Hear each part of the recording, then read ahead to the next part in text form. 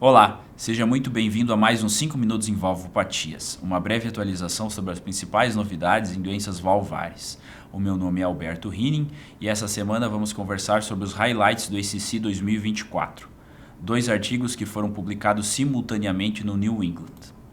O primeiro artigo é um artigo que comparou TAV versus cirurgia em pacientes com estenose aórtica.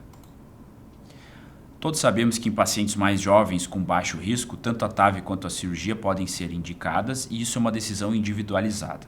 Esse estudo foi feito de uma maneira randomizada, 1 para 1, incluiu 1.400 pacientes de 38 centros da Alemanha. Os critérios de inclusão foram estenose aórtica importante, com 65 anos ou mais, e os critérios de exclusão foram pacientes com DAC significativa, cirurgia prévia, válvula aórtica bicúspide e valvopatia associada. Com relação às características basais dos pacientes, ambos os grupos tinham uma idade média de 74 anos, com maior prevalência de pacientes do sexo masculino, com STS médio de 1,8 em ambos os grupos. As outras características eram semelhantes. Com relação aos desfechos clínicos, morte ou AVC ao longo de 12 meses, a TAV ela foi considerada não inferior em relação à cirurgia.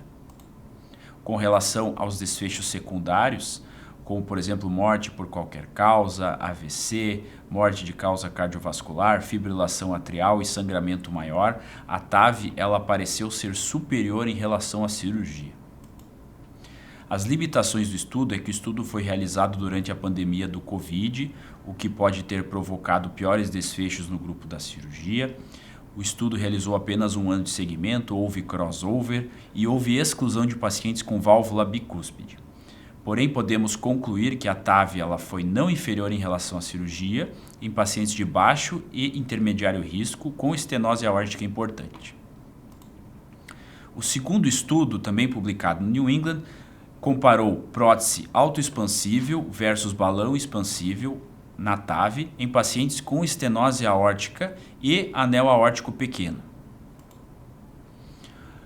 O estudo incluiu pacientes com estenose aórtica importante sintomática e anel aórtico pequeno, definido por um tamanho de 430 milímetros² ou menos pela tomografia. Foi um estudo randomizado, prospectivo, 1 para 1, incluiu 716 pacientes de 83 centros em 13 países e comparou prótese balão expansível versus prótese autoexpansível com um segmento de 5 anos na TAV transfemoral.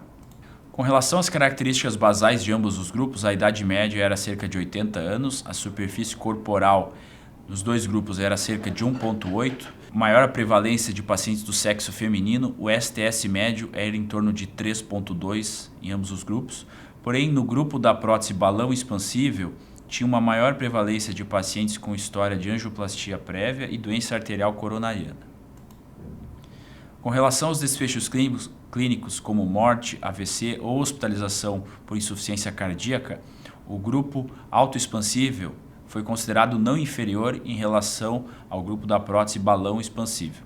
Já com relação à disfunção de bioprótese, que era definida pela presença de disfunção valvar hemodinâmica, ou disfunção valvar não estrutural, ou trombose, ou endocardite, ou reintervenção da válvula aórtica, o grupo da prótese autoexpansível teve muito menos disfunção em 12 meses em relação ao grupo da prótese balão expansível.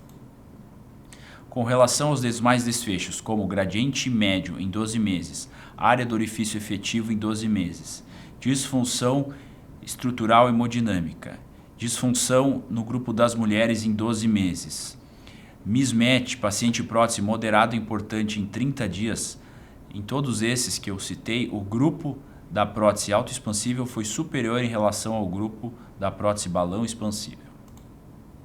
As limitações do estudo é que foi feita uma avaliação ecocardiográfica e não hemodinâmica da disfunção de prótese, isso talvez possa ter interferido um pouco, e as conclusões é que em pacientes com estenose aórtica importante e anel aórtico pequeno, a prótese autoexpansível foi não inferior em relação a balão expansível para desfechos clínicos, e também a prótese autoexpansível apresentou menos disfunção de prótese em 12 meses.